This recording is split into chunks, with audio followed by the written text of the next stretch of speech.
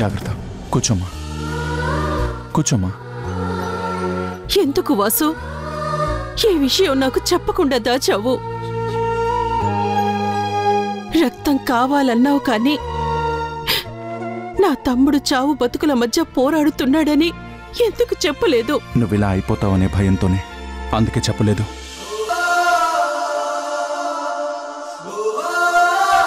మామయ్యని మరో బిడ్డలా చూసుకున్నావు. సడన్ గా ఇలా జరిగింది అని తెలిస్తే నువ్వు తట్టుకోలేవని మామయ్య కోలుకున్నాక చెప్దామని నిజం దాచాను. బాధపడకమ్మా, మామయ్య త్వరలోనే కోలుకుంటాడు. నువ్వు ధైర్యంగా ఉండు. కూర్చోమ్మా.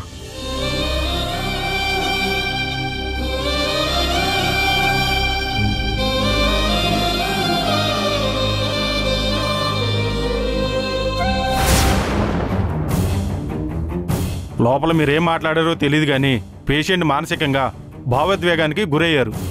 మళ్ళీ స్ట్రోక్ వచ్చే ప్రమాదం ఉంది. ఈసారి స్ట్రోక్ వస్తే మన చేతిలో నుంచి దాటిపోయినట్టే.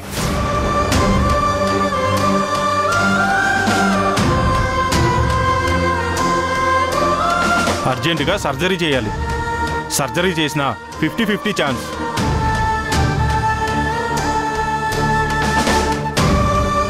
ఆలోచించే టైం కూడా లేదు. ఓకే అనుకుంటే వచ్చి సైన్ చేయండి. ఆపరేషన్ స్టార్ట్ చేస్తాను.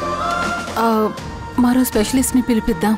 మమ్మీ, అంత టైం లేదంటున్నారు కదా డాక్టర్ గారు. మాకు okay. Okay.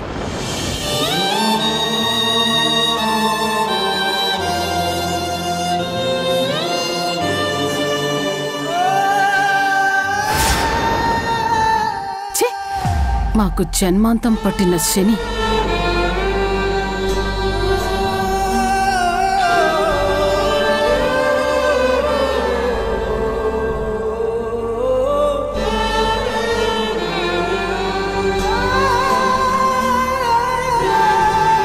Very very sorry అత్తయ్య. మా మమ్మీ తరపున నేను క్షమాపణ అడుగుతున్నాను. నేను బాధపడుతుంది భాను అన్న మాటలకి కాదమ్మా, వాడి గురించి, నా తమ్ముడి గురించి.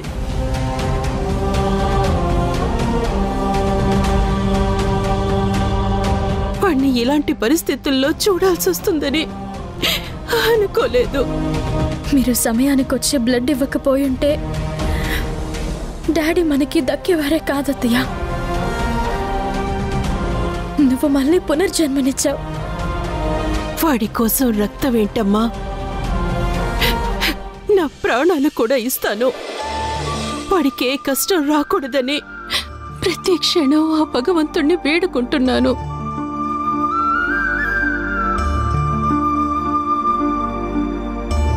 వాడి గ్రహస్థితి బాగాలేదని సిద్ధాంతి గారు ముందే చెప్పారు.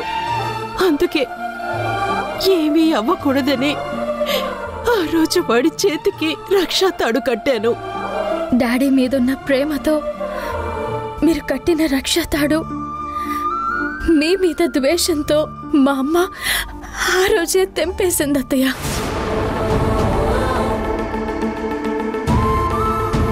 మీరు చెప్పినట్టుగానే డాడీకి అసలు టైమే కలిసి రావడం లేదు. అప్పటి నుండి అన్ని అవమానాలు, నిందలు, కష్టాలు, చివరికి ఆపరేషన్ బెడ్ వరకు చేరుకున్నారు.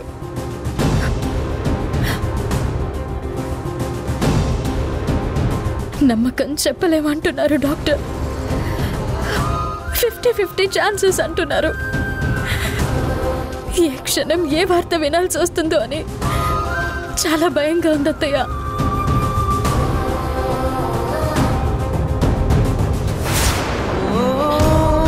ఏం కాదు, నా తమ్ముడికి ఏమీ కాదు. ఆ దేవుడు అన్యాయం చెయ్యడు. మా తమ్ముడు బతుకుతాడు, ఎప్పటిలాగే కోలుకుంటాడు. ఆపరేషన్ సక్సెస్ అవుతుంది.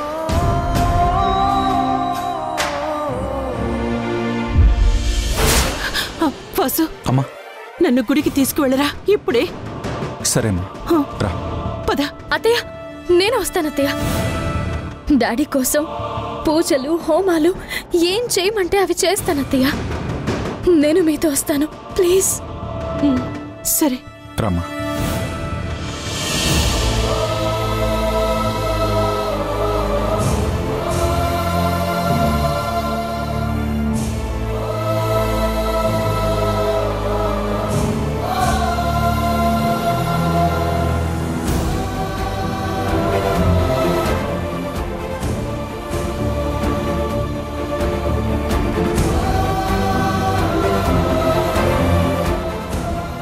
సంయుక్త ఎక్కడికి వెళ్ళింది?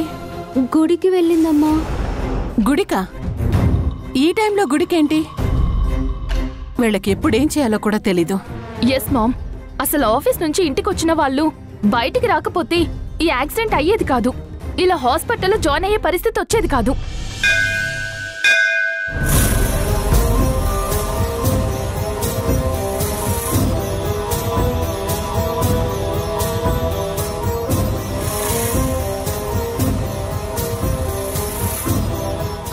పంతులు గారు, నా తమ్ముడు పెద్ద ప్రమాదంలో ఉన్నాడు. ఏ గ్రహస్థితి వాణ్ణి పీడిస్తుందో వాడి గండం గట్టెక్కేలా మీరే మార్గం చూపించాలి. కంగారు పడకు విమలమ్మ, దైవ సన్నిధిలో ఉన్నావు. అంతా ఆ దేవుడే చూసుకుంటాడు. ప్లీజ్ అండి, డాడీ కోలుకుని ముందులా అవ్వాలి. దానికోసం మీరేం చెప్పినా నేను చేస్తాను. తమ్ముడి కూతురు పంతులు గారు తండ్రి కోసం అల్లాడుతోంది. వాడక్కడ ప్రాణం కోసం పోరాడుతున్నాడు. పెద్దవారు పిల్లలతో పాటు మీరు కూడా కంగారు పడితే వారికి ధైర్యం ఎవరు చెప్తారండి? చలనం లేకుండా వాడక్కడ పడి ఉంటే కాళ్ళు చేతులు ఆడటం లేదండి. మృత్యుంజయ హోమం జరిపిద్దాము. అమ్మాయి పొర్లు దండాలు పెట్టగలుగుతుందా? డాడీ కోసం ఎంత కష్టమైనా చేస్తాను పంతులు గారు. అమ్మా విమలమ్మ, అమ్మాయికి తీసుకెళ్ళి పసుపు నీళ్లతో అభ్యంగన స్నానం చేపించి దీక్ష చీర కట్టి తీసుకురా అమ్మా. అంతలో నేను హోమానికి పొర్లు దండాలకి ఏర్పాట్లు చేస్తాను. సరే పంతులు గారు, రామా.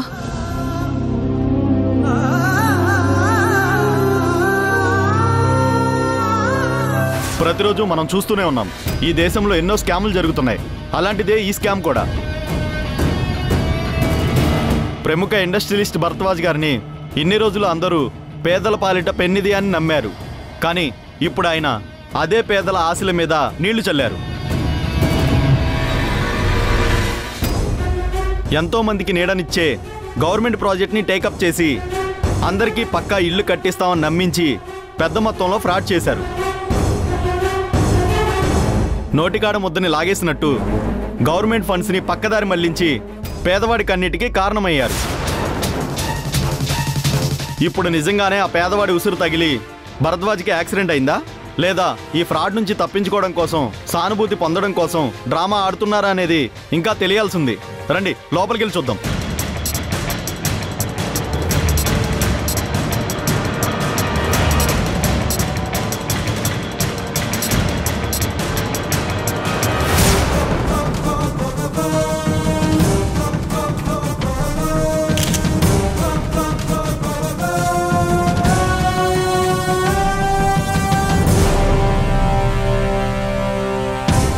ఆగండి ఆగండి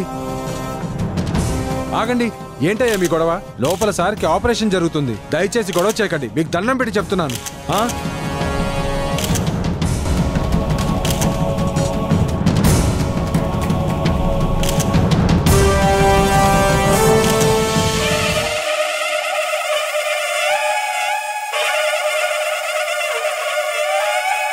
భద్రాకార సముద్రాపార హిమాద్రి ప్రోద్బల రుద్ర రౌద్రానంద హరిద్ర గాత్ర నియుద్ధానందిత రుద్ర బుగ్గు ప్రాకృత దిగ్దిగ్ధీకృత విద్యుచ్చాలన రుద్ర పృథక్ పృథక్ కృత శుభ క్రతు వ్రత రక్షా దీక్షిత రుద్ర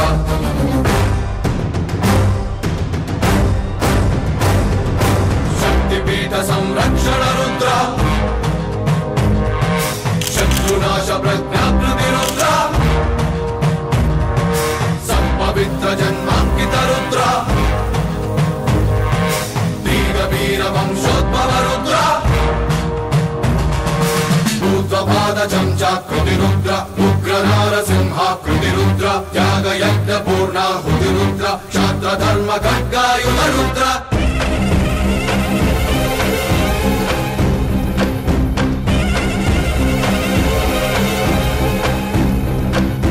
మృత్యురుద్ర మృత్యుంజయ రుద్ర కాల రుద్ర జ్వాలామయ రుద్ర లోక రుద్ర ఏకాదశ రుద్ర అగ్ని రుద్ర అధిభీషణ రుద్ర ప్రాణ రుద్ర పంచానర రుద్ర ప్రళయ రుద్ర ప్రస్థాపిత రుద్ర. ఇదిగోండమ్మా చీరా గాజులు తీసుకోండి.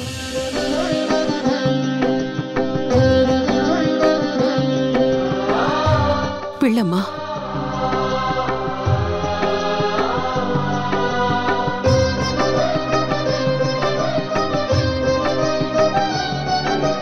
అమ్మా ఏంటిదంతా?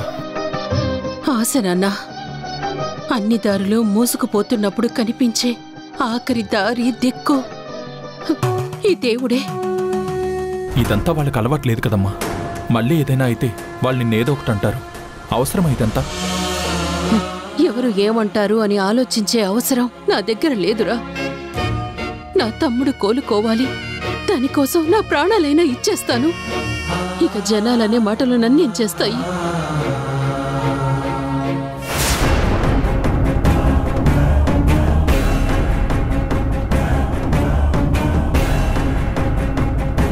కాస్త సమయం ఇవ్వండి అని అడుగుతున్నాం కదా సార్. ఆగండి సార్ ప్లీజ్. ఏయ్, అసలు బుద్ధుందా? ఒక పక్క ఆయనకు ఆపరేషన్ జరుగుతుంటే బయటికి రావాలి, ఆయన్ని కలవాలి అంటారేంటి? అదంతా నాటకం ఆడుతున్నారు కదా మేడం. ఏం మాట్లాడుతున్నారు మీరు? నాటకం ఏంటి? మాకొచ్చిన సమాచారం ప్రకారం భరద్వాజ్ గారికి ఏ హెల్త్ ప్రాబ్లం లేదని తెలిసింది. జరిగిన ఫ్రాడ్ నుంచి తప్పించుకోవడానికి ఇదంతా చేస్తున్నారని తెలుస్తుంది. అయితే మీ సమాచారాన్ని మీ బుర్రలోనే పెట్టుకోండి, లేదంటే తీసి డస్ట్బిన్లో పడేయండి. అంతేకాని అర్థం లేకుండా ఎవరో ఏదో అన్నారని హాస్పిటల్ దగ్గరికి వచ్చి ఇష్టం వచ్చినట్టు గొడవ చేసి మా పరువు ప్రతిష్టల్ని దెబ్బ కొట్టాలని చూడకండి. ఆల్రెడీ పోయిన పరువుని మేమేం తీస్తాం madam. Mister, mind your words. నిజం ఎప్పుడు నిష్ఠూరంగానే ఉంటుంది మేడం. భరద్వాజ్ గారు ఫ్రాడ్ అని ప్రూవ్ అయినప్పుడే మీ ప్రతిష్ట దిగజారిపోయింది. ఇప్పుడు చేసిన తప్పులన్నీ దాచాలని హాస్పిటల్లో దాక్కుంటే పాపాలు పుణ్యాలుగా మారవు మేడం. దాక్కోవడం ఏంటి? మీరేం మాట్లాడుతున్నారు? అంటే భరద్వాజ్ గారికి నిజంగా యాక్సిడెంట్ అయిందా? అవును, డాడీకి యాక్సిడెంట్ అయితే ఇక్కడ జాయిన్ చేశారు, కానీ ఇక్కడికి వచ్చాక బైపాస్ సర్జరీ చేయాలంటున్నారు. ఓ, ఫస్ట్ యాక్సిడెంట్ డ్రామా ఆడాలనుకున్నారు, తర్వాత బైపాస్ సర్జరీ డ్రామా స్టార్ట్ చేశారు, అంతేనా మేడం? అరే, ఎన్నిసార్లు చెప్పాలండి మీకు? ఒకసారి చెప్తే అర్థం కాదా?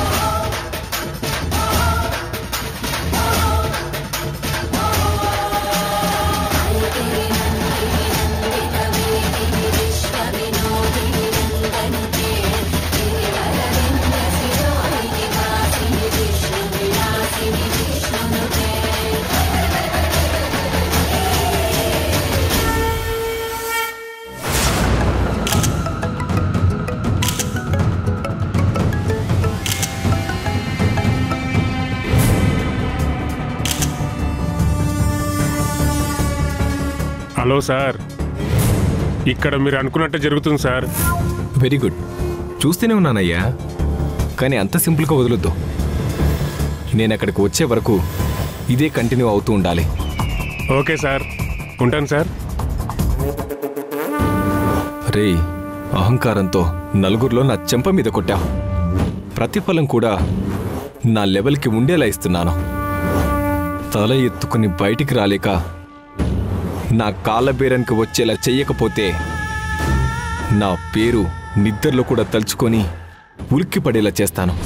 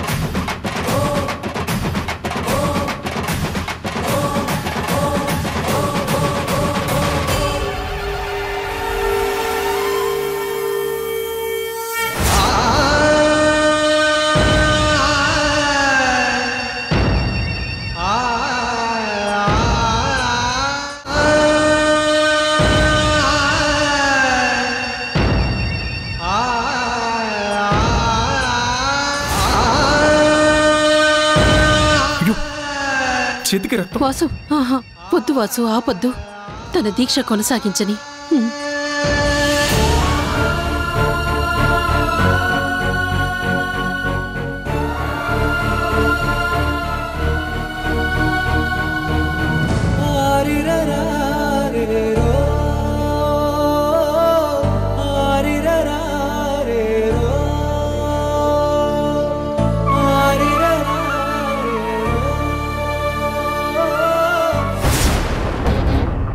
చెప్పండి మేడం, ఈ ఫ్రాడ్ మీ ఫ్యామిలీ అంతా కలిసి చేశారా? ఈ ప్లాన్లో మీ హస్తం కూడా ఉందా? ఏవయ్యా, ఏంటా ప్రశ్నలు? లూటీ చేసిన అన్ని కోట్ల డబ్బులు ఏం చేయాలనుకుంటున్నారు మేడం? ఇష్టం వచ్చినట్టు నోరు జారితే దాని పరిణామాలు కూడా అంతే తీవ్రంగా ఉంటాయని గుర్తు పెట్టుకో మిస్టర్. మేడం, బెదిరిస్తున్నారా? లేకపోతే ఏంటండి, ఎన్నిసార్లు చెప్పాలి మీకు? అనవసరంగా మా మీదకి వస్తున్నారేంటి మేడం? మేడం, మీరు అనవసరంగా టెన్షన్ తీసుకోకండి. నేను మాట్లాడతాను కదా, మీరు లోపలికి వెళ్ళి కూర్చోండి ప్లీజ్. మేడం, కాసేపు ఆగండి, నేను మాట్లాడతాను కదా.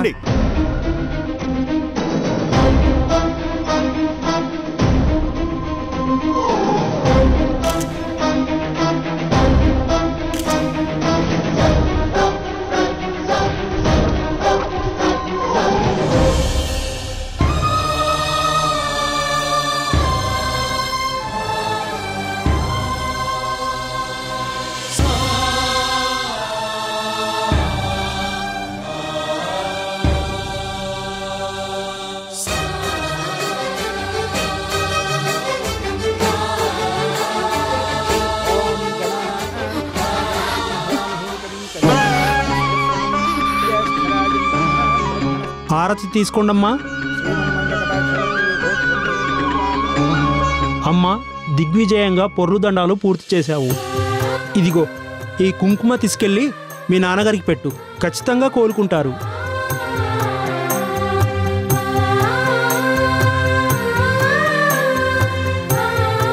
నేను వెళ్ళి హోమం ఏర్పాట్లు చేస్తానమ్మా.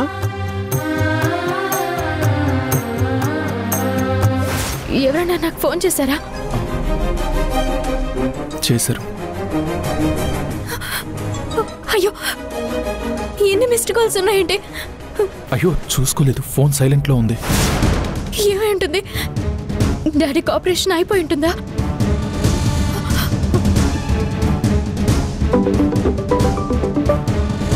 అక్క, డాడీకి ఎలా ఉంది? ఆపరేషన్ బాగా జరిగిందా? డాడీ మాట్లాడుతున్నాడా? అక్క, డాడీకి ఇంకా ఆపరేషన్ జరుగుతోంది, కానీ ఇక్కడ మీడియా వాళ్ళు వచ్చి గొడవ చేస్తున్నారు.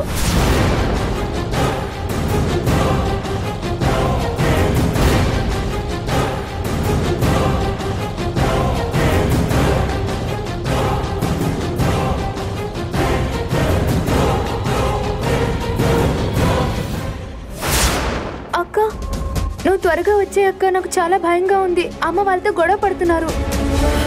సరే, నేను ఇప్పుడే వస్తున్నాను, మీరు కంగారు పడకండి. అయ్యో, ఏమైందమ్మా?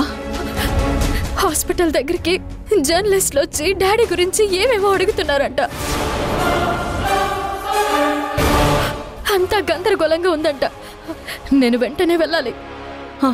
వాసు, సంయుక్తని వెంటనే తీసుకువెళ్ళు. మరి నువ్వమ్మా? నేను హోమం చూసుకొని వస్తాను. త్వరగా వెళ్ళండి. పద. వెళ్ళమ్మా.